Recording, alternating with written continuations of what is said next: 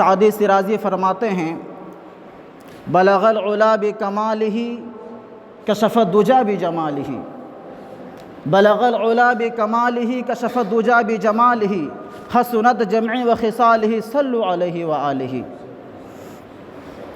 اب بریلی کے تاجدار امام اہل سنت اعلیٰ حضرت کے خوب فرماتے ہیں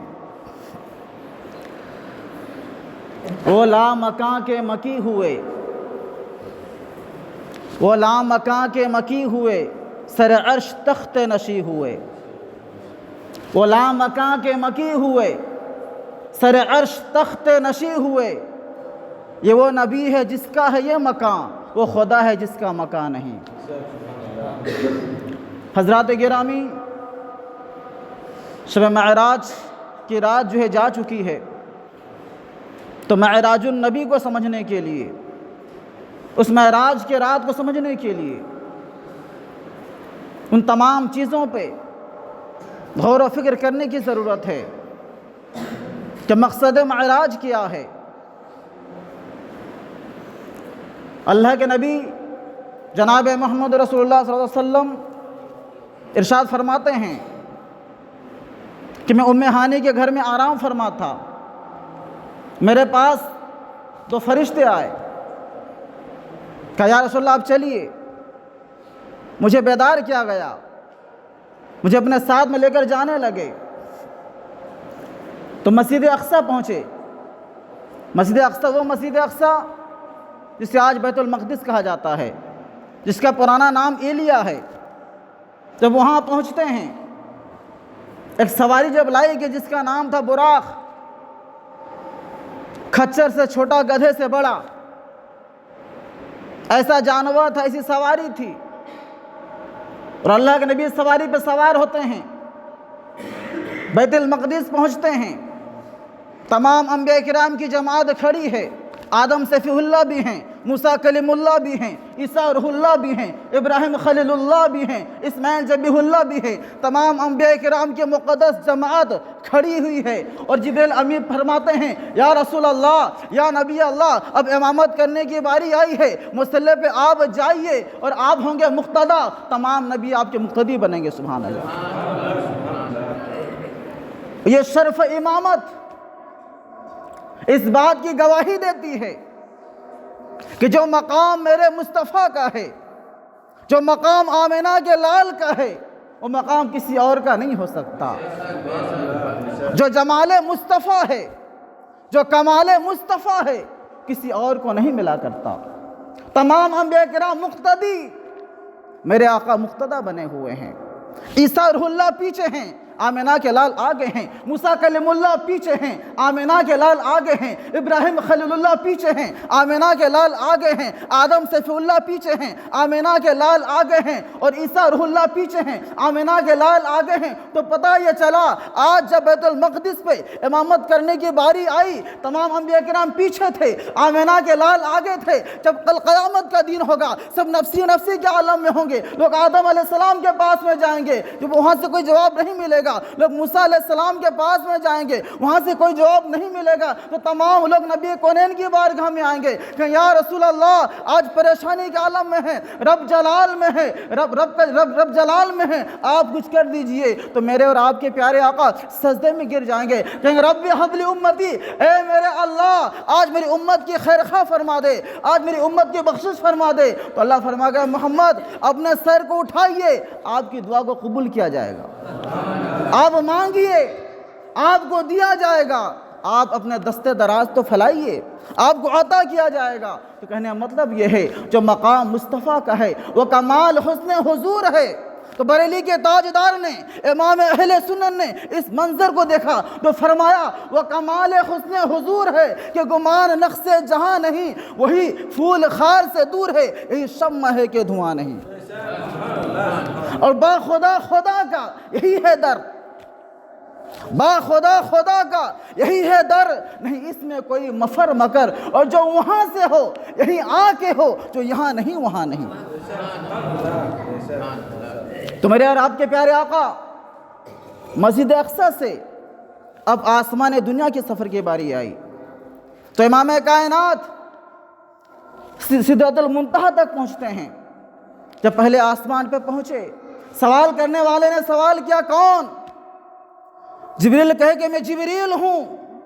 پھر کہا گیا ساتھ میں کون ہے؟ کہنے لگے محمد عربی ہیں۔ کیا انہیں بلایا گیا ہے؟ کہ ہاں انہیں بلایا گیا ہے۔ تو فرمانے لگے لبیک یا رسول اللہ، آپ آئیے، خوش آمدید آپ کے لیے۔ پہلا آسمان کا دروازہ کھلا، انبیاء کرام سے ملاقات ہوئی، اور یہاں تک کہ مکمل ساتوں آسمان کا دروازہ کھلتا گیا، باقی انبیاء کرام سے ملاقات ہوتی گئی۔ پہلے آسمان کے بعد جو ہے حضرت آدم علیہ السلام سے ملاقات ہوئی، تو آدم علیہ السلام نے کہا مبارک ہو بیٹے، خوش آمدید میرے بیٹے، خوش آمدید نبی اللہ، صالح بیٹے مبارک ہو، صالح نبی مبارک ہو۔ پھر دوسرے آسمان پہ پہنچتے ہیں، پھر عیسیٰ علیہ السلام سے ملاقات ہوتی ہے، پھر جو ہے زکریا علیہ السلام سے ملاقات ہوتی ہے، یوسف علیہ السلام سے ملاقات ہوئی۔ پتہ یہ چلا کچھ انبیاء کرام سے ملاقات ہوتی ہے، اور اللہ کے نبی جب سدرۃ المنتہا پہنچتے ہیں، کلم کی آواز کا سنتے ہیں، جنت کو سیر کرتے ہیں، جہنم کو ملاحظہ فرماتے ہیں، اور اللہ کے بارگاہ میں پہنچتے ہیں، تو اللہ فرماتا ہے محبوب میں آپ کی امت کے لیے جو ہے 50 وقت کی نمازیں فرض کیا ہوں۔ تو میرے آقا 50 وقت کی نماز کو لے کر کے آتے ہیں۔ پھر جیسے آتے ہیں راستے موسیٰ علیہ السلام سے ملاقات ہوتی ہے، موسیٰ کہتے ہیں یا رسول اللہ، یا نبی اللہ، آپ کو رب نے کیا دیا ہے؟ آپ کو رب نے کس چیز سے نوازا ہے؟ تو میرے آقا فرماتے ہیں اللہ مجھ کو جو ہے 50 وقت کی نمازیں فرض کی میرے امتی پر، اللہ نماز سے نوازا ہے۔ تو پتہ یہ چلتا ہے جو چیز جتنی اہم ہوتی ہے، جس چیز کا مقام جتنا بلند ہوتا ہے، اسے بلا کر دیا جاتا ہے، اسے ہاتھ میں دیا جاتا ہے، اسے تحفہ پیش کیا جاتا ہے۔ اللہ کے نبی مدینے کی گلیوں میں ہیں، روزہ کا احکام نازل ہوتا ہے، اللہ کے نبی مدینے کے گلیوں میں ہیں، باقی حج کے احکام نازل ہوتے ہیں، روزہ کے احکام نازل ہوتے ہیں، نبی مکے کی گلیوں میں ہیں، قرآن کی صورتیں نازل ہوتی ہے، نبی مدینے کی گلیوں میں ہیں، قرآن کی آیتیں نازل ہوتی ہے۔ تو پتہ یہ چلا کہ اللہ تبارک و تعالیٰ جو ہے احکام نماز کو، جب نماز کو فرض کرنا ہوا تو میرے رب نے اپنے نبی کو، اپنے محبوب کو اپنے پاس بلایا، کہا میرے محبوب یہ نماز کا تحفہ ہے، امتی پڑھے گی، الصلاۃ معراج المؤمنین، یہ مومن کے لیے معراج کا مقام ہوگا، لوگ نماز پڑھتے جائیں گے، ان کی معراج ہوتی جائے گی۔ جب بندہ حالت نماز میں کھڑا ہوگا تو اپنے رب سے کلام کرے گا، اور ایسا کلام کرے گا کوئی سامنے پردہ نہیں ہوگا، سامنے کوئی دیواریں نہیں ہوگی، بلکہ ایسا کلام کرے گا کہ وہ رب کو دیکھے گا، رب اس کو دیکھے گا۔ اور نقشہ نمازی یوں نماز عشق کا کھینچا کرے، نقشہ نمازی یوں نماز عشق کا کھینچا کرے، اور مجھے دیکھا کرے میں اسے دیکھا کروں۔ تو مصطفیٰ نے کہا یا رسول اللہ، میری امت جو ہے 2 وقت کی نمازیں نہیں پڑھ پاتی تھی، بڑی کمزور تھی، سست تھی، اور آپ کی امت کیسے پڑھے کہ اب رب کی بارگاہ میں جائیے اور کیجئے کہ اللہ کچھ کم کر دے۔ پھر میرے آقا رب کی بارگاہ میں جاتے ہیں، اللہ سے کچھ 10 رکعت کم کر کے آتے ہیں، 10 وقت کی نمازیں کم ہو جاتی ہیں، پھر آتے ہیں، پھر مجھ سے ملاقات ہوتی ہے، اور یہاں تک کہ اور آنا جانا چلتا رہتا ہے۔ 5 وقت کی نماز تو اللہ فرماتا ہے محبوب آپ 5 وقت کی نمازیں لے کر کے جائیے، اور میں آپ کی امت کو جو ہے 50 رکعت کا ثواب دیتا رہوں گا۔ سبحان اللہ۔ انسان جب ایک نیکی کرتا ہے، اس کی ایک نیکی کو اللہ جو ہے 10 گنا بڑھا کر اسے دیتا ہے۔ جب انسان کوئی نیک کام کرنے کا ارادہ کرتا ہے کہ فلاں کام کروں گا، ابھی کام کیا نہیں ہے، ابھی اس پہ عمل پیرا نہیں ہوا، ارادہ کیا میں فلانا کام کروں گا، اللہ فرماتا ہے کہ فرشتوں اس کے نامہ اعمال میں ایک نیکی لکھ دو۔ سبحان اللہ۔ اور جب بندہ اس نیک کام کو کر لیتا ہے تو اس کے لیے جو ہے 10 گنا ثواب بڑھا دیا جاتا ہے۔ اور جب کوئی بندہ گناہ کرنے کا ارادہ کرتا ہے اور گناہ نہیں کیا ہے، اللہ کتنا بڑا کریم ہے، کتنا بڑا رحیم ہے۔ انسان گناہ کرنے کا ارادہ کیا ہے، اب گناہ کیا نہیں ہے، تو اللہ کہتا ہے فرشتے رک جاؤ، قلم چلانا نہیں ہے۔ اور جب بندہ گناہ کر لیتا ہے تو فرشتے اس کے لیے گناہ لکھ دیتے ہیں۔ لیکن دیکھیے اللہ کا کرم، دیکھیے اللہ کی رحمت، دیکھیے بندہ ایک نیکی کرتا ہے اس کی نیکی کو اللہ 10 گنا بڑھا دیتا ہے، بندہ ایک گناہ کرتا ہے اس کا گناہ ایک ہی گناہ رہتا ہے۔ تو گویا پتہ یہ چلا کہ اللہ کا فضل و کرم ہے اس امت محمدیہ پر۔ تو میرے آقا نماز کو لے کر کے آتے ہیں، نبی فرماتے ہیں الصلاۃ مفتاح الجنہ، نماز جنت کی کنجی ہے۔ نبی فرماتے ہیں الصلاۃ عماد الدین، نماز دین کا خمبہ ہے۔ نبی فرماتے ہیں کل قیامت کا دن ہوگا، سب سے پہلا سوال نماز کا کیا جائے گا کہ بندہ نمازی تھا یا بے نمازی تھا۔ نبی فرماتے ہیں جس کی نماز درست نکلے گی اس کے سارے معاملات آسان ہوتے چلے جائیں گے، اور جس کی نماز میں گڑبڑی نکلی، جس کی نماز میں کمی نکلی، اس کے سارے معاملات بگڑتے چلے جائیں گے۔ تو میرے پیارے بھائیوں، نماز کا اہتمام کیجئے اور نماز کو قائم دائم رکھیے۔ یہ ایسا تحفہ ہے، ایسی قیمتی شے ہے جو رب نے اپنے محبوب کو بلا کر کے عطا فرمایا۔ تو میرے آقا جب معراج کی رات آ رہے تھے، کچھ منظر کو دیکھا، ایک آدمی کو دیکھا، اس کے ہاتھ میں ایک تیز دار چھری تھی اور ایک آدمی لیٹا ہوا تھا، اس کی زبان پہ چھری کو ڈالتا تھا، پھر زبان کو چیرتے ہوئے اس کے جبڑے کو چیر دیا، پھر وہ آدمی پر اس کا جبڑا پھر سلامت ہو گیا، پھر چیرتا رہا۔ تو میرے آقا فرمانے لگے جبریل یہ کون لوگ ہیں؟ جبریل نے کہا یا رسول اللہ اب آگے چلیے۔ اب آگے چلنے کے بعد نبی دیکھتے ہیں ایک اس طرح کا کنواں ہے جس میں انگارے گرم ہیں، آگ جل رہے ہیں، اور کچھ عورتیں لنگی ہیں، کچھ مرد لنگے ہیں، اس آگ کے کنویں میں غوطہ دے رہے ہیں۔ میرے آقا پوچھتے ہیں جبریل یہ کون لوگ ہیں؟ کہتے ہیں یا رسول اللہ آگے چلیے۔ جب آقا آگے جاتے ہیں، ایک بندہ سویا ہوا ہے اور ایک آدمی کے ہاتھ میں بڑا سا پتھر ہے، اپنے ہاتھ میں پتھر کو اٹھایا ہوا ہے اور اس سونے والے کے سر میں پتھر کو دے مارتا ہے، اس کا سر جو ہے چور چور ہو جاتا ہے، اس کا سر بکھر جاتا ہے، پھر سر صحیح سلامت ہو جاتا ہے، یہاں تک وہ عذاب میں مبتلا رہتا ہے۔ پھر آقا پوچھتے ہیں جبریل یہ کون لوگ ہیں؟ کہتے ہیں سب آگے چلیے، اور اس آدمی کے پاس لایا جاتا ہے جس کے پاس یہ انجام ہو رہا تھا۔ تو جبریل کہتے ہیں یا رسول اللہ آپ نے جس پہلے شخص کو دیکھا تھا جس کے جبڑے کو چیرا جاتا تھا، یہ جھوٹا آدمی تھا، ہر بات میں جھوٹ بولا کرتا تھا، اور یہاں تک جھوٹ کو ایسا پھیلاتا تھا پورے معاشرے کے اندر میں، پورے علاقے کے اندر میں وہ جھوٹ کو عام کر دیا کرتا تھا، جھوٹ کو رائج کر دیا کرتا تھا۔ یہ اسی کا عذاب دیا گیا ہے۔ یا رسول اللہ یا نبی اللہ آپ نے جو دوسرے شخص کو دیکھا تھا جو آگ کے کنویں میں ابل رہا تھا، اسے کنویں کی آگ جو ہے اوپر پھینک رہی تھی، کچھ لنگی عورتیں تھیں، کچھ لنگے مرد تھے۔ یا رسول اللہ یہ زنا کرنے والی عورتیں تھیں، زنا کرنے والا مرد تھا جو زنا میں ایسے مبتلا تھے، ان کو یہ عذاب سے دیا گیا ہے۔ پھر یا رسول اللہ جو آپ نے دیکھا ایک انسان سویا ہوا تھا اور اس کے سر میں جو ہے ایک آدمی جو ہے پتھر سے مار رہا تھا، رسول اللہ یہ وہ آدمی تھا جس نے قرآن پڑھا تھا، اس پہ عمل نہیں کیا تھا، نمازیں رکھ کر کے سونے والا تھا، فجر کی نماز کا وقت ہو گیا، آنکھ بھی کھل گئی، بیدار بھی ہو گیا، کانوں میں مسجد کی مؤذن کی اذانیں پہنچی، لیکن غفلت کا شکار ہو گیا۔ کون نماز پڑھنے جاتا ہے؟ 12 بجے پڑھ لیں گے، 2 بجے پڑھ لیں گے۔